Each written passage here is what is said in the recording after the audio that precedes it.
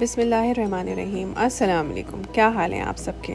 आज मैं आपके लिए लेकर आई हूँ मच सेलिब्रेटेड, बहुत ही आजकल फेमस है ये केक, जिसको कहते हैं त्रेस लेचेस। त्रेस लेचेस स्पेनिश नेम है। स्पेनिश में त्रेस 3 को कहते हैं और लेचेस मिल्क को कहते हैं, यानी कि 3 टाइप्स ऑफ मिल्क। इंग्लिश में जब आप बात करते हैं तो आप इसको ट्रेस लेचेस कहते हैं, वो भी सही है, लेकिन एक्चुअल इसका नाम है त्रेस लेचेस। तो आज हम बनाएंगे ट्रेस लेचेस केक आपके साथ, और ये आजकल इतना ज़्यादा मशहूर हुआ है, जबकि ये बहुत पुरानी रेसिपी है। तो चलें बनाते हैं।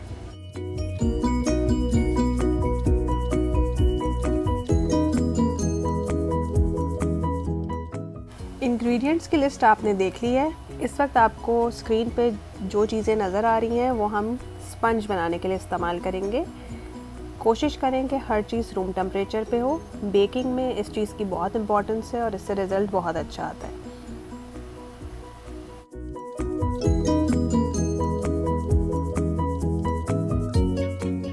दो सेपरेट बोल्स ले लीजिए और उसमें अंडे की सफ़ेदियाँ और जर्दियाँ दोनों को अलग अलग कर लीजिए। ये बहुत इंपॉर्टेंट स्टेप है, क्योंकि आपने इनको सेपरेटली विस्क करना है, यानी अलग अलग फेंटना है, और इसी की वजह से जो है वो आपका स्पंज बहुत अच्छा बनेगा। ट्रेस लेचेस केक नॉर्मल केक की तरह नहीं बनाया जाता है, इसका स्पंजी होना बहुत ज़रूरी है, ताकि वो मिल्क्स को एब्जॉर्ब कर सके, यानी कि जो आप उसके अंदर दूध डालेंगे वो उसे अच्छी तरह से सोक कर सके।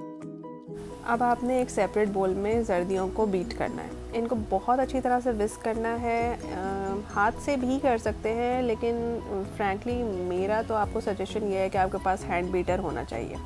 कम से कम आपको इसे 4 मिनट तक बीट करना है, जब तक ये बहुत क्रीमी हो जाएं। साथ साथ इसमें आपने चीनी शामिल करनी है। चीनी शामिल करते जाएं और इसको फेंटते जाएं। चीनी पूरी शामिल नहीं होगी, इसमें आप तकरीबन 3/4 चीनी शामिल करेंगे और थोड़ी सी चीनी आप बचा के रखेंगे। 4 मिनट आप इसे लगातार फेंटेंगे। आप देखेंगे कि इनका कलर बिल्कुल पेल हो गया है और ये बहुत क्रीमी टेक्सचर की हो गई हैं।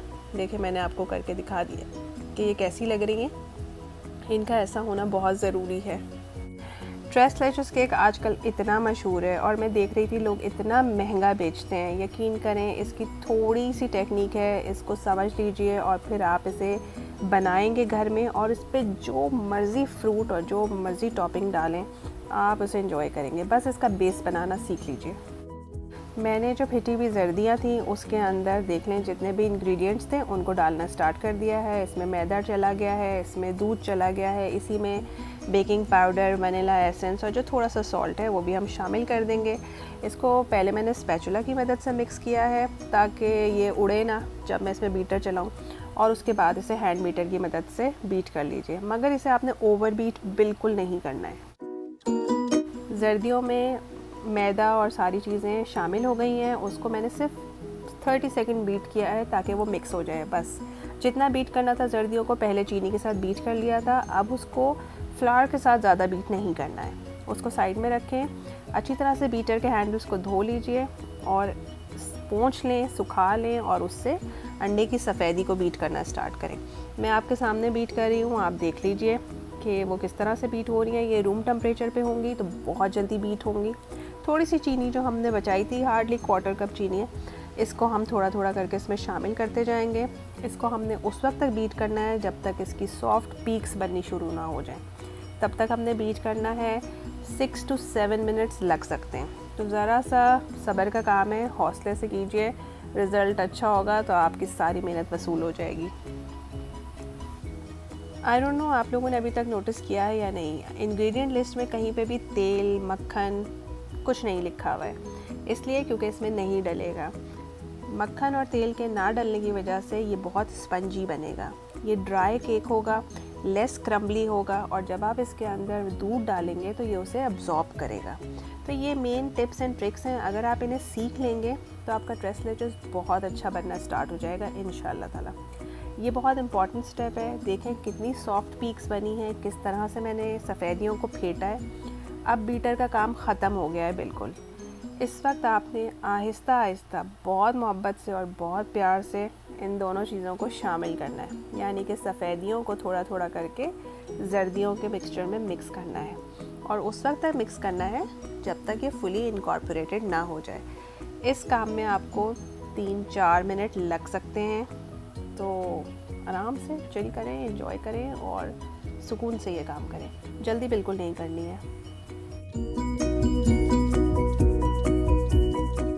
प्री हीट होने के लिए आप पहले से रख लीजिए। प्री हीटेड ओवन होना बहुत ज़रूरी है। जब आप केक की तैयारी स्टार्ट करते हैं उसी वक्त अवन को स्टार्ट कर दिया करें, ताकि प्री हीटिंग का इशू ही ना रहे। जब तक आप इस काम से फारिग होंगे आपका अवन फर्स्ट क्लास गर्म होगा। ये स्टेप मैंने इस वक्त स्लो कर दिया है ताकि आप मूवमेंट देख सकें। इसको आपने नीचे से ऊपर की मूवमेंट में फोल्ड इन करना है। आपने ज़ोर ज़ोर से चम्मच घुमा घुमा के इसको बिल्कुल नहीं मिक्स करना है।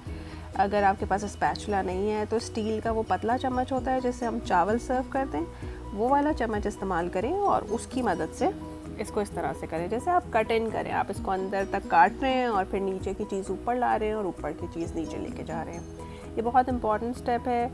दोनों तरह का मिक्सचर बहुत अच्छी तरह से ब्लेंड इन हो जाने चाहिए। इधर आपने बीटर नहीं इस्तेमाल करना, कोई क्विक और स्ट्रॉन्ग मूवमेंट्स नहीं करनी है। अच्छा, एक इम्पॉर्टेंट बात, ट्रेस लेचेस केक मोस्टली उसी चीज़ में बेक किए जाते हैं जिसमें उनको सर्व करना हो। यानी कि आप जो शीशे की पायरेक्स की डिशेस हैं उसके अंदर उसे बेक करें और उसी के अंदर आपने दूध में उसको अच्छी तरह सोक करके ठंडा करके सर्व करना है। मैंने किसी को भी ये बंट पैन में जो है वो बनाते हुए नहीं देखा ट्रेस लेचेस, तो मैं एक्सपेरिमेंट करना चाह रही थी। मेरा दिल चाह रहा था कि मैं देखूं कि कैसे बनेगा, लेकिन इसमें एक ख़तरा है कि आपका केक नीचे से चिपक जाएगा और बाहर नहीं निकलेगा क्योंकि उसके अंदर बटर वगैरह कोई चीज़ नहीं है। तो इसलिए मैं इसको पूरा अच्छे से ग्रीस करूँगी। ग्रीस करने के बाद इसको मैदा लगाऊँगी, मैदे से कोट करूँगी कि ये सही से निकल आए और दुआ करूँगी कि ये सही से निकल आए ताकि मेरा एक्सपेरिमेंट ख़राब ना हो और ये वीडियो मैं आपके साथ शेयर कर सकूँ। लेकिन आप इसे स्ट्रेस से और टेंशन से बच सकते हैं अगर आप किसी शीशे की डिश में इसको बेक करें। बस ये ख्याल रखिएगा कि शीशे की जो डिश है उसकी साइडें थोड़ी सी ऊंची हों ताकि केक जब बने तो उसके बाद भी उसके अंदर इतनी जगह हो कि जब हम उसमें दूध डालें तो वो अच्छी तरह से दूध को सोक कर सके। बस इतना सा आपको ख्याल रखना है। और अगर आप मेरी तरह से एक्सपेरिमेंट करना चाहते हैं, केक का कोई पैन यूज़ करना चाहते हैं तो ज़रूर यूज़ कर लीजिए, मुझे उस पर भी कोई एतराज़ नहीं है। और लेकिन ज़रा मेहनत ज़्यादा कीजिएगा क्योंकि मैंने बहुत अच्छी तरह से इसको ग्रीस किया है, बहुत अच्छी तरह से इसमें मैंने मैदा लगा के हर कोने पे। मैं अब आपको दिखा भी ये पूरा स्टेप सिर्फ इसलिए रही हूँ ताकि आपको पता चले कि आपने इसको बहुत अच्छी तरह से कोट करना है और दुआ ज़रूर मांगनी है कि ये चिपके ना, ठीक है। और अगर आपने इस सारी परेशानी से बचना है तो फिर ग्लास वाला ऑप्शन तो मैं आपको बता चुकी हूँ। लेकिन जब आप बेकिंग करते हैं या कोई नई चीज़ बनाते हैं तो ट्राई तो करना चाहिए। आप अपने बॉस खुद हैं, कौन आपको रोकने वाला है। तो बस ये कि आपका रॉ मटेरियल वेस्ट ना हो और आप चीज़ अच्छे तरीके से बना लें, तो फिर जैसे आपका दिल चाहता है वैसे आप बनाइए। तो देखते हैं कि मेरी वीडियो का एंड कैसा होता है। अगर आप ग्लास की डिश यूज़ कर रहे हैं तो उसको बहुत हल्के से ग्रीस कर लीजिए अगर आप करना चाहते हैं। अगर उसी में सर्व करना है तो आपको ग्रीस करने की भी ज़रूरत नहीं है ज़्यादा। और हमारा मोल्ड जो है वो प्रिपेयर हो गया है। इसके अंदर मैंने वो मिक्सचर डाल दिया है और अब बस ये अवन में जाने के लिए बिल्कुल तैयार है। अवन हमारा प्री हीटेड है और उसके अंदर बस अब मैं इसको डाल दूँगी। तकरीबन 30 से 35 मिनट में ये तैयार हो जाएगा। अब हम आते हैं लेचेस पार्ट की तरफ, यानी कि 3 मिल्क की तरफ आते हैं। तो सबसे पहले तो मैंने ले लिया है फ्रेश मिल्क। उसके अंदर अब मैं शामिल करूँगी कंडेंस मिल्क और एवापोरेटेड मिल्क। इन तीनों मिल्क को आपने शामिल करना है और शामिल करने के बाद अच्छी तरह से मिक्स कर देना है। मिक्स करना इसलिए ज़रूरी है कि कंडेंस मिल्क नीचे बैठ जाता है। आपको देखने में लग रहा होगा ये बहुत लिक्विड है, परेशान ना हो, अभी आपको पता चलेगा कि आपने इस लिक्विड के साथ करना क्या है। अब हम केक की टॉपिंग तैयार कर लेते हैं। बेसिक ट्रेस लैशेस के ऊपर हमेशा से जो है वो क्रीम की टॉपिंग होती है और ये फ्रेश क्रीम है, 35% फ़ैट है इसमें। इसको हैवी विपिंग क्रीम कहते हैं। आप इसको उस वक्त तक विप करें जब तक इसकी सॉफ्ट पीक्स ना बन जाएं। इसमें मैं 2 से 3 टेबलस्पून चीनी डालूँगी। आपकी मर्ज़ी, आप चाहें तो इसको फीका भी रख सकते हैं और उसके अलावा अगर आप चाहें तो बिल्कुल ऑप्शनल है कि आप इसके अंदर ज़रा सा कंडेंस मिल्क और वनीला एसेंस शामिल कर दीजिए। ये सब आपकी चॉइस पे है। बहुत से लोग क्रीम को बिल्कुल प्लेन रखते हैं, इसको फेंटें, ये स्टिफ हो जाए, इसे ऊपर से टॉप कर दीजिए। ये सब चॉइसेस आपकी अपनी हैं। ओरिजिनली मैक्सिको में ये बहुत ही कॉमन स्वीट डिश है जो हर जगह पे अवेलेबल होती है और इसका स्पंज होता है जो दूध में सोक्ड होता है और उसके ऊपर क्रीम की टॉपिंग होती है और अगर आप चाहें तो उसको किसी फ्रूट की प्योरी के साथ, चॉकलेट के साथ या इवन सिर्फ सिनेमन पाउडर छिड़क के सर्व करते हैं। तो आजकल मैंगो का सीज़न है तो मैंने सोचा कि मैं आपको मैंगो से ट्रेस लैशेस बनाना सिखाती हूँ और मैंने देखा भी था कि बड़ा कॉमन हुआ है और बहुत महंगा बिक रहा है, तो क्यों ना आप लोग भी अपने घर में बनाएं। तो इसके लिए हम एक मैंगो का सॉस बनाएंगे। एक आम ले लीजिए, उसका छिलका उतार के उसके क्यूब कर लीजिए, उसको ब्लेंडर में थोड़े से कंडेंस मिल्क के साथ जो है वो ब्लेंड कर लीजिए। हम लोग सब बहुत मिल्क शेक बनाते हैं, आप सबको पता है कि मैं क्या कह रही हूँ। तो इसको ब्लेंड कर लीजिए, इसका अच्छा सा फाइन सा पेस्ट बन जाएगा तो फिर हम उसकी बहुत अच्छी सी प्योरी बनाएंगे और उसको हम कुक इसलिए कर लेंगे ताकि ये ख़राब ना हो, मैंगो ख़राब ना हो जाए। आप इसको 3 से 4 दिन तक इस केक को फ्रिज में रख सकते हैं। तो प्योरी का पका हुआ होना अच्छी बात है, वरना आप चाहें तो बिल्कुल इसी तरह से मिल्क शेक की तरह इसको ब्लेंड करके ऊपर से डाल के फ़ौरन खा भी सकते हैं। ये मैंने थोड़ा सा इसको पकाया है, इसमें ज़रा सा कंडेंस मिल्क और ज़रा सा येलो कलर डाला है क्योंकि हमारे पास आम इतने पीले नहीं होते, तो ऑप्शनल है, आप ना डालना चाहें तो मत डालें।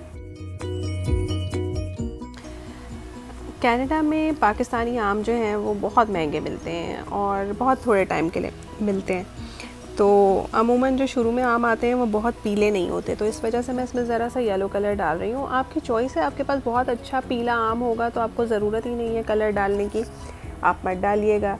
और अगर आपको ये पीला कलर ही पसंद नहीं है तो फिर तो कलर डालिएगा ही मत, जो आम का ओरिजिनल कलर है आप वही इस्तेमाल करें। जिस तरह से मैं आम की प्योरी बना रही हूँ इसी तरह से आप स्ट्रॉबेरी की भी बना सकते हैं, पीच की भी बना सकते हैं, कोई और फ्लेवर आपको पसंद है तो आप उसकी भी बना सकते हैं। तो एक बेसिक आइडिया तो मैंने आपको दे दिया है और ये सब गार्निशिंग के तरीके हैं बेसिकली।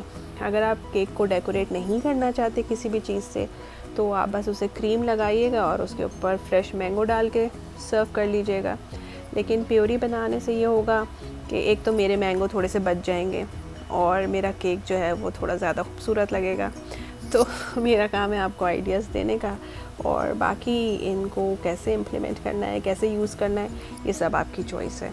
तो इसको इतना पकाना है कि इसका पानी ड्राई तो हो जाए लेकिन फिर भी ये पोर हो सके केक के ऊपर, ये नहीं कि ये बहुत गाढ़ा हो जाए, इस बात का ख्याल रखें।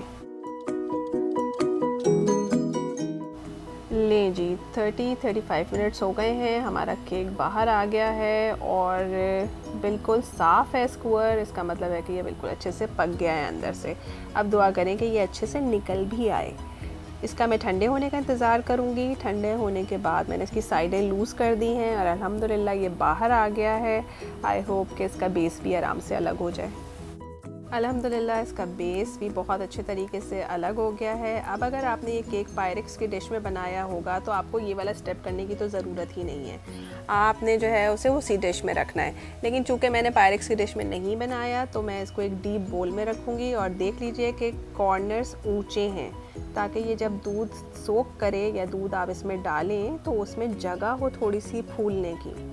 इसके अंदर आपने बहुत सारे सुराख करने हैं, मतलब लिटरली बहुत सारे, शायद 100, और स्पेशली कॉर्नर्स पे तो आपने ज़रूर पोक करना है। ये कहीं से ड्राई नहीं रहना चाहिए। अगर इसमें सुराख नहीं होंगे तो ये दूध को अच्छी तरह से अब्जॉर्ब नहीं करेगा।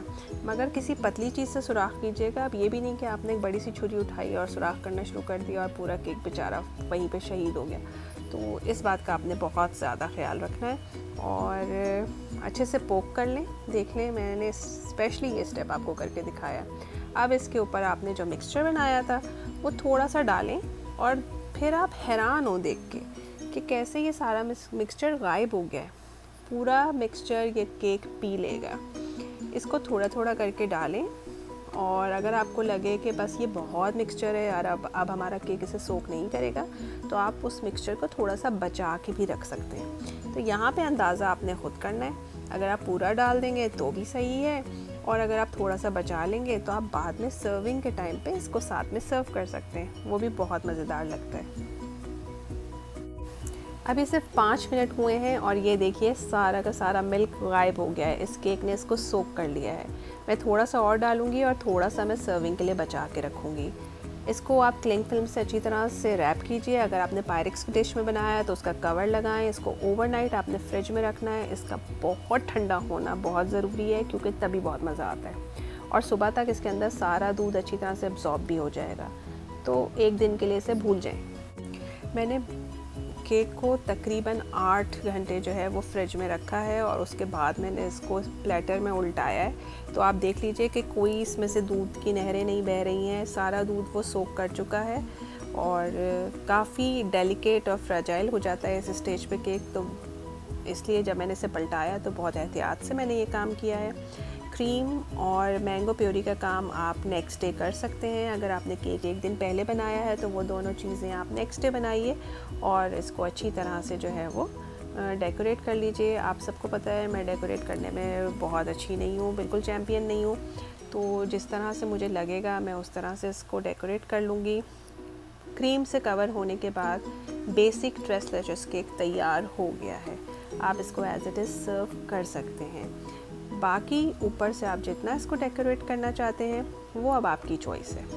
मैं इसके ऊपर मैंगो के जो हैं वो मैंने बहुत थिन से स्लाइसेस काटे हैं और वो थिन स्लाइसेस में ऊपर से जो है वो मैंगो को, जैसे रोज़ेट का एक फॉर्म होता है गुलाब के फूल का, उस तरह से मैं इनको डेकोरेट कर दूँगी। और कॉर्नर्स पे जो है वो जो सॉस हमने बनाया था उसको ड्रिज़ल करूँगी। और इसको गौर से देख लीजिए इसकी कंसिस्टेंसी कैसी है। अगर आप इसे बहुत थिन रखेंगे तो ये तो बह जाएगा नीचे, सारा आपके प्लेटर में जमा हो जाएगा। और अगर आप बहुत गाढ़ा रखेंगे तो वो एक जेली की तरह बन जाएगा। तो किसी ऐसी कंसिस्टेंसी पे रखें कि जब आप इसे पोर करें तो वो साइड से थोड़ा सा ड्रिज़ल भी हो जाए और कलर भी खूबसूरत दे। ओके, अब ये मेरी कोई बहुत आर्टिस्टिक साइड नहीं है, तो प्लीज़ इस डेकोरेशन पे ज़्यादा ध्यान ना दें। आप इसको जैसे चाहे इसको सजाएं। उम्मीद है ये रेसिपी आपको पसंद आई होगी। पसंद आई है तो ज़रूर लाइक करें और चैनल को सब्सक्राइब करना बिल्कुल ना भूलें। और मुझे फ़ीडबैक ज़रूर दीजिए। आपके कमेंट से मुझे पता चलता है कि आपको मेरी रेसिपीज़ कैसी लग रही हैं। ये मैंने काट के आपको दिखाया है। इसको सर्व करें, इसके साथ अच्छा सा वो सॉस डालें। मैंगो प्यूरी बची हुई है तो वो ऊपर से सजा दीजिए। फ्रेश क्रीम है तो उसके साथ उसे सर्व करें। तो ये तो सब अब आपकी चॉइस है कि आप इसको कितना खूबसूरत बना के सर्व कर सकते हैं। हाँ, खाने में ये बहुत मज़ेदार होगा, इसकी मेरी तरफ से गारंटी है। बनाइए, इसमें एक्सपेरिमेंट कीजिए और मुझे अपनी दुआ में याद रखिएगा। इंशाअल्लाह ताला मैं फिर मिलूँगी एक नई वीडियो के साथ। अगर आप लोग इंस्टाग्राम पे हैं तो ज़रूर मुझे इंस्टाग्राम पे भी फॉलो कीजिए, क्योंकि मैं वहाँ पे डेली बेसिस पे किसी न किसी रेसिपी का ट्यूटोरियल देती रहती हूँ। तो आई होप कि आप मुझे फेसबुक, इंस्टाग्राम और यूट्यूब पे फॉलो करेंगे और इसी तरह से हम लोगों का साथ बना रहेगा। अल्लाह ताला हमें इसी तरह से अपने घरों में आबाद रखे और हमें हर परेशानी से बचाए। इंशाअल्लाह ताला फिर मिलेंगे एक प्यारी सी वीडियो के साथ। अल्लाह हाफ़िज़।